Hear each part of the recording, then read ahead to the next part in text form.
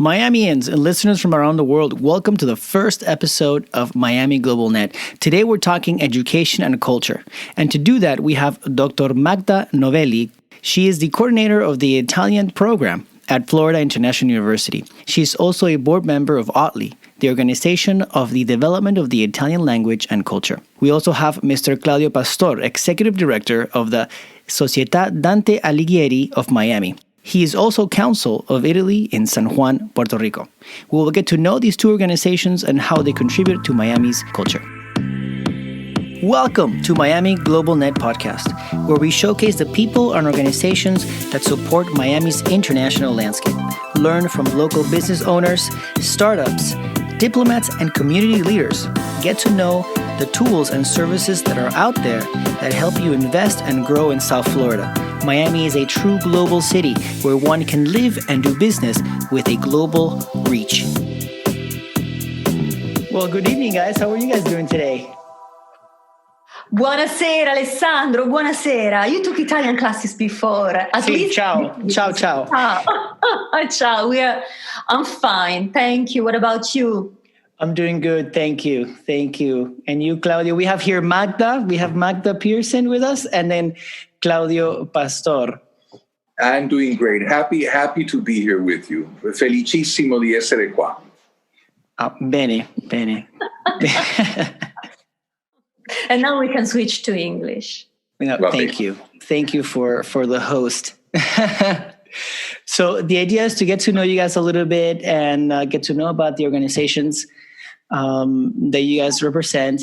I know, Magda, you are a board member of ODLI, which is the Organization of the Development of the Italian Language and Culture, correct? Yes, correct. It's a non-profit organization that supports the Italian language and cultures in K-12 schools. So thanks to the funding of the Italian government, we support Italian programs in local schools, K-12. And also in cooperation with the Italian consulate in Miami, Societa Dante Alighieri, and Comites, we organize Italian cultural event in Miami-Dade and Broward County for now. And soon we will do also in Okaloosa, as well as Tampa and Orlando. Oh, so you have some expansion plans coming we along. We have a lot of events planning for 2020, 2021, COVID permitted. Okay, cool. And Claudio, and we'll go back to Magda to dive a little bit deeper into ODLI. And Claudio, I do not want to say the name, but I will try. You're the executive director of Societa Dante Alighieri of Miami. How was that? That was pretty good. That was not bad. Bravo. Grazie. That was pretty good. That's good. Yes. So yes, I am the executive director of the Societa Dante Alighieri in Miami. It is an Italian institution that was founded in Rome in 1889. And it has over 130 years of history around the world with regards to promoting and expanding bridges between Italy and whatever country that Società Dante Alighieri happens to be based in. So clearly, in my situation, I oversee the Società Dante Alighieri for Miami, for Charleston, South Carolina, and for San Juan, Puerto Rico.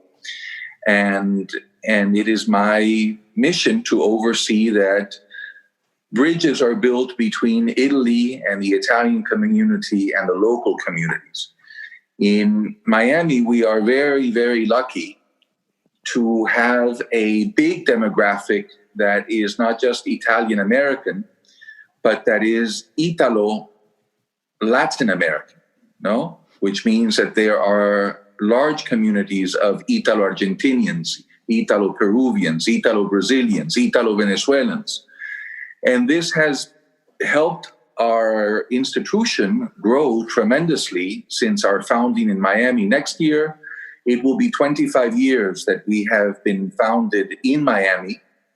And it also coincides with a big year for us, which is the 750th anniversary of the death of Dante Alighieri, who for Italians is the father of the language. It is he is what to Spain and to the Spanish world is Cervantes, and to the English is William Shakespeare. That is Dante to us. And in English, a lot of people, when they hear the name of the institution, they hear, oh, Alighieri, that throws them off.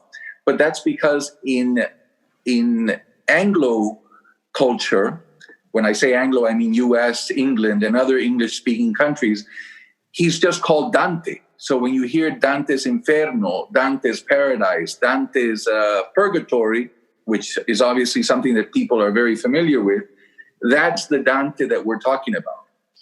So next year will be l'anno dantesco, so the year of Dante, celebrating this anniversary.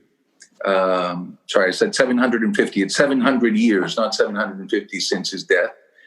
And we're doing a collaboration with the public library system to have Dante readings and Dante events. And we'll have other events as well. But right now, that is one collaboration. The Miami-Dade Public Library System has been a great partner in the past. And I thought that it was a logical partnership, considering that we're talking about Dante and literature. So that will definitely be a big part of our programming for 2021.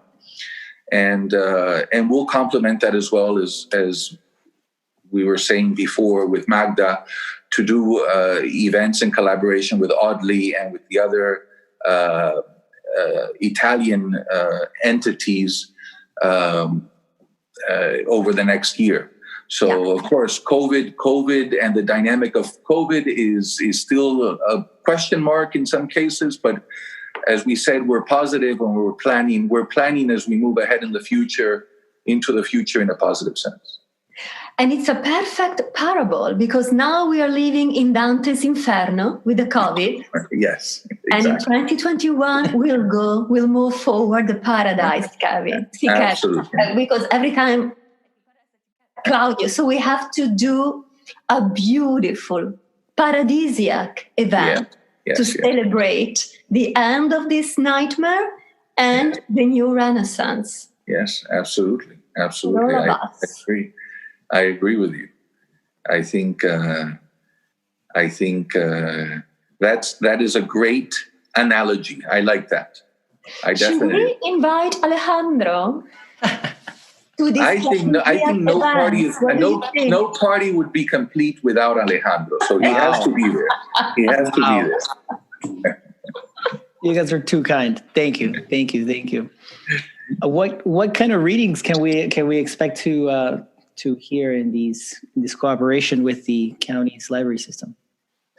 Well, the programming is still being structured, but the concept right now is the Divine Comedy, which is what the book is called, can be looked at from so many different angles and can be interpreted in so many ways.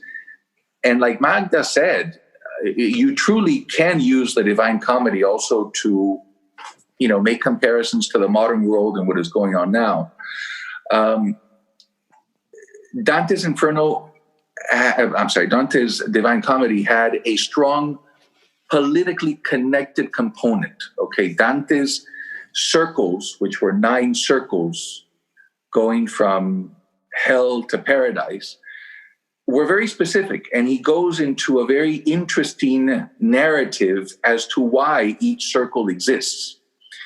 Now, for some reason that I have never been able to understand, hell is full of politicians in Dante's Divine Comedy. Obviously, I'm being sarcastic. You are sarcastic, of course. Of course. And a lot of those not just politicians, but also personalities from history. And it's fascinating to observe why and to interpret why Dante has put these characters where he put them. Clearly, a lot of them were his contemporaries, were his enemies at the time, and some of the people that he put in Paradise were people that were his friends and people that he admired from history. But it's fascinating to see that. And it's also a lesson in many ways for life, for any time of history. And we'll be doing lectures. For sure, you can count on already 9 lectures, because every circle of the book, every level of the 9 levels in itself needs a lecture, or needs to be looked at separately in order to have a full understanding of the Divine Comedy and of his work, and why he is really such an amazing personality in literature, not just for Italy, but in literature, e punto, and period. Yeah. That's it. So we'll be working on that together with the public library systems in order, and also their calendar. We have to coordinate that with them, since we'll be mostly using their facilities around the county. Okay. I have a question for Claudio, if I may, Alejandro. Of course. What Please. do you think, Claudio? In which circle Dante would have put you? Dante might have put me in hell. That really? Yes. Wow. Yes, he might have put me in hell. Then I think I know which circle you're referring to. Because remember that I have worked with politicians and diplomats for too long. And when you work in that environment for too long, you sooner or later are in danger of at least approaching l'inferno.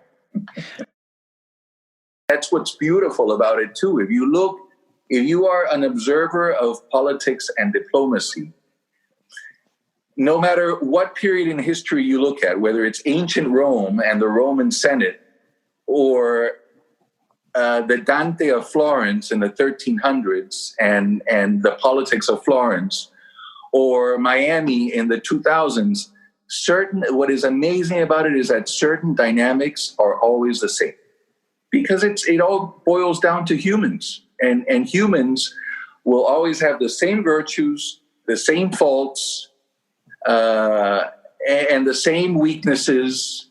We're made, our DNA is different for each one of us, but there's certain core characteristics in humans that just don't change. No matter how long time passes, we just don't change.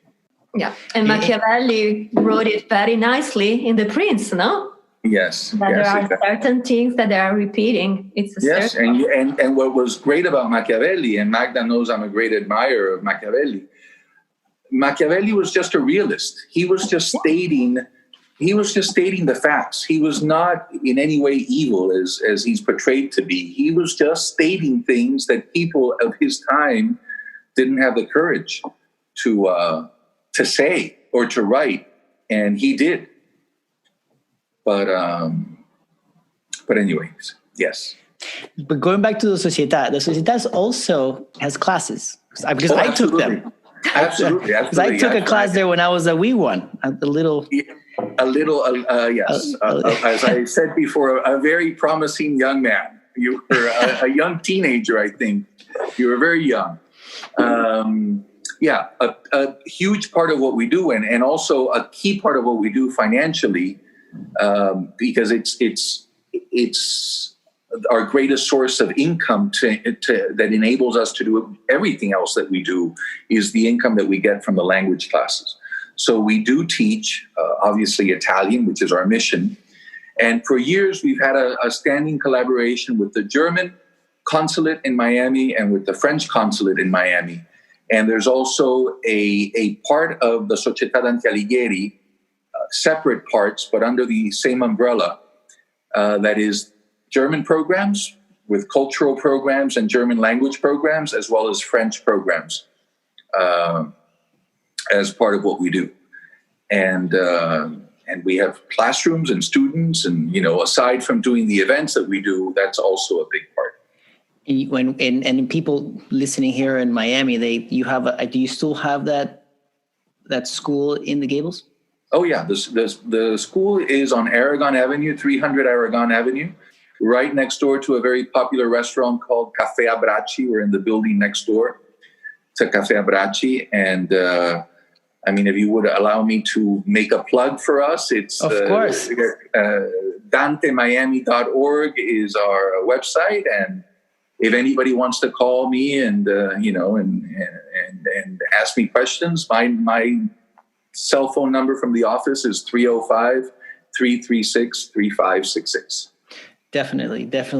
I will be having show notes available on the website. So where you find all this information as well. So now we haven't forgotten about you, Magda. We want to dive into ODLI. No, but the thing is, Alejandro, that every time I hear Claudio talk about Società Dante Alighieri, you have to see that I'm linked to Società Dante Alighieri. In fact, it was my primo amore. I used to teach. It was my very first teaching job in United States. So I arrived here in 2001 in Miami, and my very first job, 1 month after I landed, was teaching Italian at Società Dante Alighieri. Yes. And that's why I met Claudio. Mm-hmm. And then a lot of things had happened. And as you know now, I'm teaching at Florida International University. I'm the program coordinator of the Italian program. But Società was my primo amore. Yep. Absolutely. Well, both of our, we have overlapped in so many ways, besides a personal friendship and relationship that is 20 years old. But as I said before, I'm no longer part of ODLI, but I was a founding board member of ODLI. Right. And I'm still, the interests of ODLI are the interests of a community that we're all a part of. Yeah. So we are really, constantly overlapping in what we do, and sharing common interests in so many ways. I was related to ODLI for many years. Magda worked with us for many years. And whenever there's an occasion to collaborate, we still do it. So, yes. So what were those founding principles of ODLI? What motivated the founding of the institution? Well, again, as I said, it's a non-profit, and it's funded by the generosity of the Italian government and the generosity of local sponsors. So we do offer as well classes, but to young kids, usually bambini or teenagers. But mostly what we do, again, is to manage those funding that we have to promote new Italian programs in public schools locally. And you have agreements with the local superintendents, right? Yeah. With the local public school system in order to do this. And programs, are we talking about just like Italian classes, like Italian teacher and classes? Yes, Italian languages and culture. And we do have a couple of schools here where actually Italian is taught at a deeper level.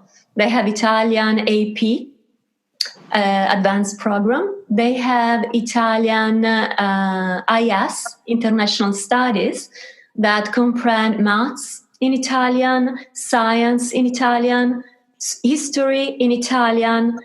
And we are actually expanding those kind of programs in other schools, not only in Florida, but also in Georgia, in Atlanta, to be precise. Okay. So Italian is growing, thank God. And we want it to keep growing at all levels, right, Claudio? K-12, Absolutely. University, of course, and for everybody, for private classes, adults, continuing education. So we want more Italian. Definitely. Yeah. Okay. The Italian food. Oh, definitely. That too. More Italian food, too.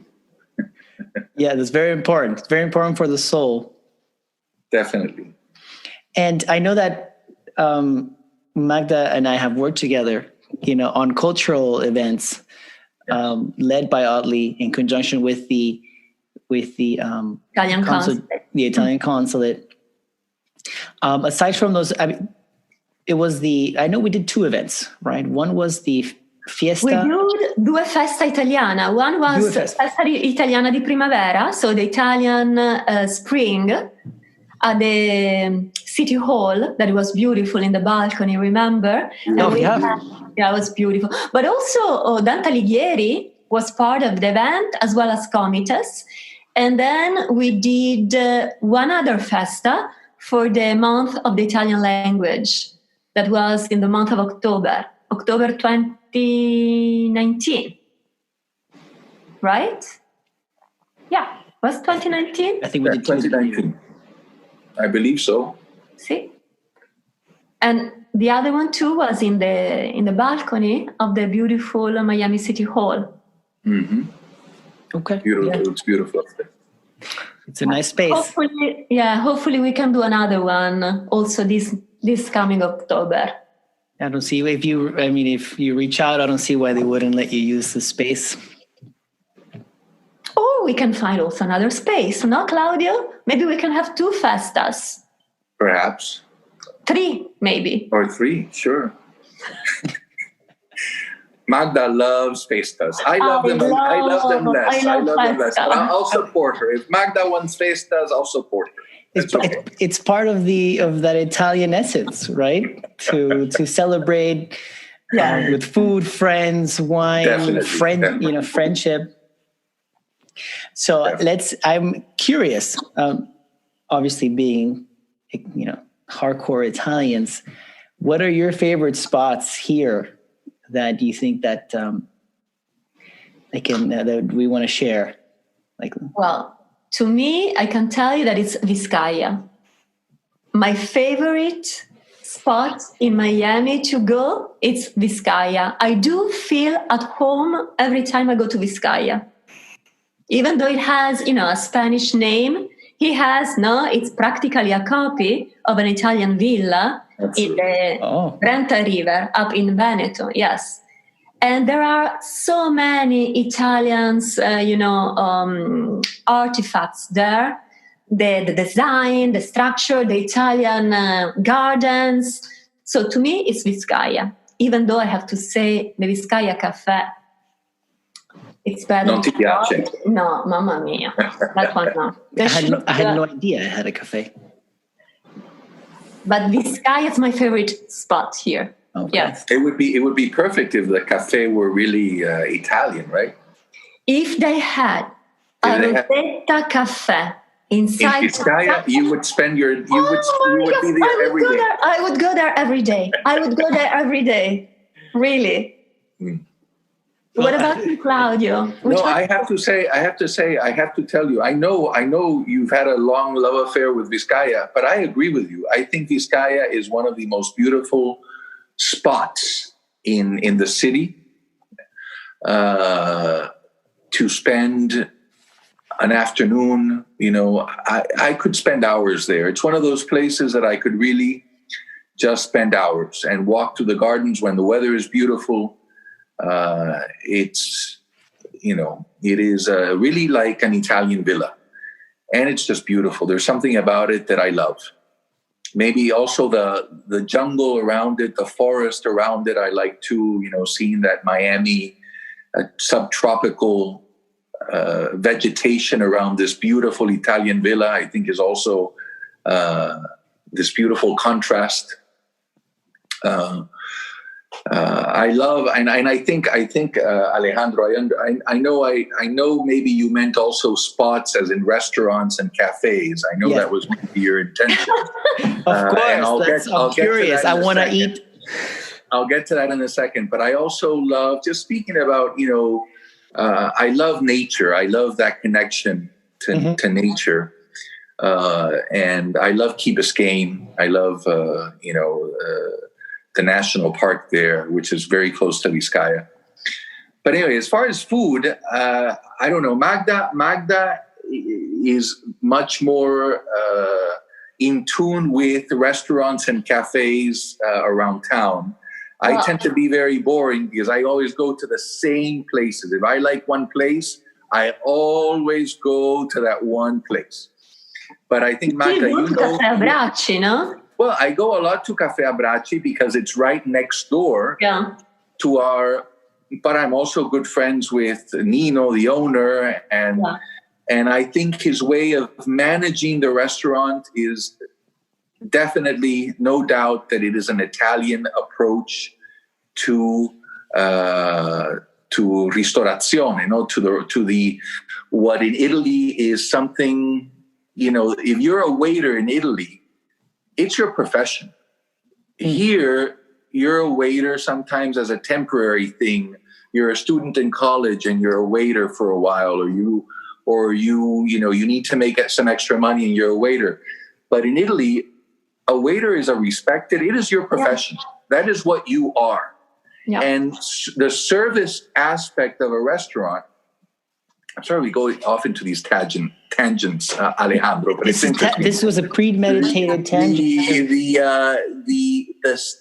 The service aspect of the restaurant industry in Italy, people think of food. Of course, food in Italy, you can have food in a stop along the highway in Italy that is fantastic. But what people don't often talk about is the seriousness with which the service aspect of the food industry is approached. A waiter is a serious profession. You are a waiter and you take your job very seriously, just like obviously a chef or people that work generally in the hospitality industry take their profession very seriously and do it with a lot of passion. And food is a serious subject. Agreed. And going back to Caffè Abbracci a second, this is what I wanted to mention, is that sometimes, I've gone to restaurants here that the food is amazing, and I think we can all relate to this, but then the service kind of wasn't so great, and that takes away from the whole experience sometimes. And one of the things I love about Caffè Abbracci is just that the service is impeccable.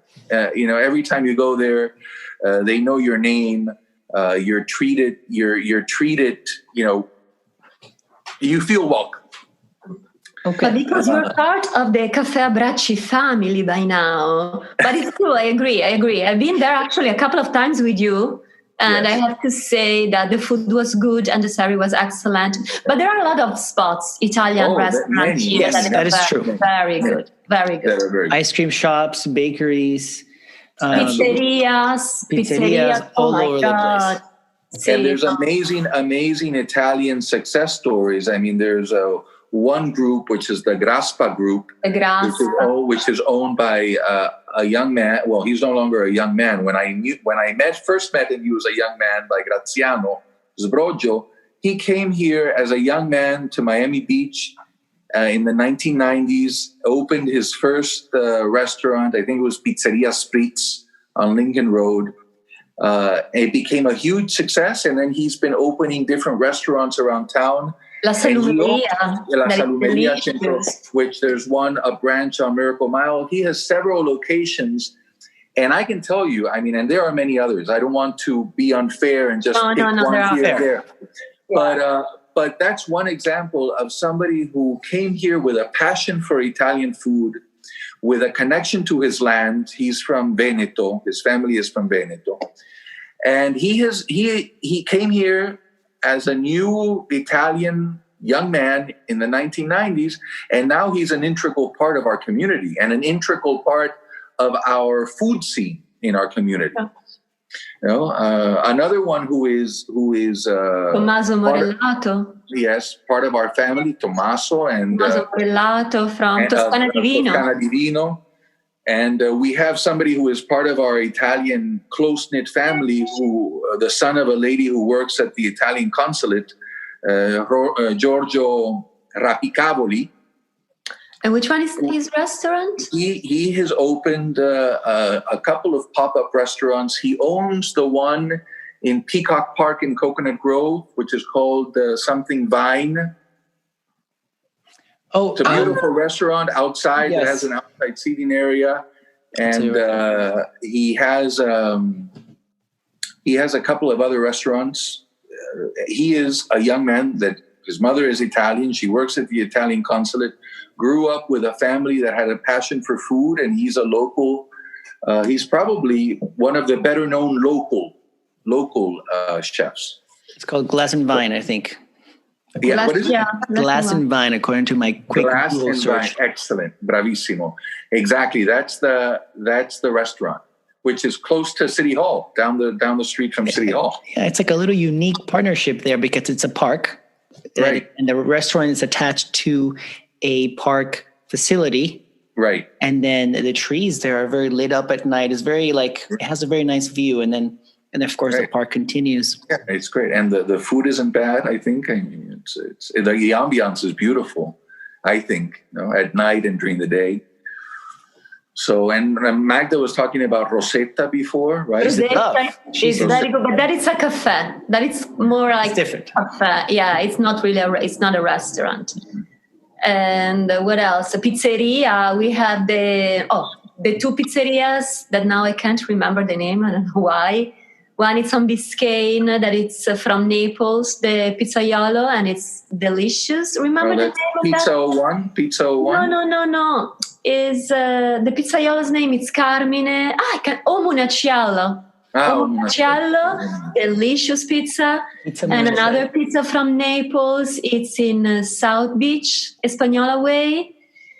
And it's La Leggenda, because the Pizzaiolo, it's called La Leggenda, the legend of Naples. And those are delicious. And I have to say something else. Let me add this. Alejandro, you were mentioning before that we were doing those parties and festas italiana at the Miami City Hall. Yes. And all those restaurants owners donated the food for our festa. So all those people were sponsors of our festa. So we really have to thank them because they are really involved in the Italian community and in the community. So it's really a pleasure to collaborate together. Agreed. I mean, a growing Italian as well, food is just like many cultures, I'm sure, food is part of what makes one Italian or from whatever other countries. So having that authentic cuisine of part of the event is important. You have the Italian atmosphere, the essence, the food, the style of people communicate with each other. You let that flow, and it's part of the whole experience. Now, I'm not gonna forget from the event that we did at City Hall, Cipriani's had given you a magical. The wine is fine. But they had given you a magical, I just pulled it up. It was the lemon meringue. La meringa, yeah. I have never had it before, but you had so many. And then we gave out as much as we could. At the end of the day, you were kind enough to give me a portion. It was a big portion, and aside from that, I had eaten already as we were distributing plenty. And I remember that I ate that cake in 2 days. It was just so good. I know, it's concerning, but it was very delicious. It was delicious. And I've been to Cipriani's once when the mayor got invited by the Italian American Chamber of Commerce to speak there, and they had like a little selection of all their stuff, and it was good. I enjoyed it a lot. No, it is very good. But the meringue cake, though, that made it for me. Allora, if you have a sweet tooth, please go to Rosetta and try il ciambellone or il bombolone con la crema. Okay, I will definitely do that. So, do you guys want to tell us where we can find you? Definitely. Allora, you can find me at Florida International University, because I was telling you that I'm the Italian program coordinator, as well as at ODLI, ODLI, Inc.com. And ODLI is an Italian non-profit organization that promotes Italian language in K-12 schools. So you can find me online. Perfect. And Claudio, where can we find you? And you can find me on Aragon Avenue in Coral Gables at 300 Aragon Avenue. My email is claudio@dantemiami.org. And my cell phone is 305-336-3566. Awesome. We'll put all this stuff in the show notes so that you can check out our website and pull everything from there. Awesome. Thank you so much, guys. Good luck, Alejandro. You're very welcome. Ciao, Alejandro. Keep in touch with us. Ciao, Claudio. I will. Ciao. I will. Okay. Take care. Ciao. Ciao.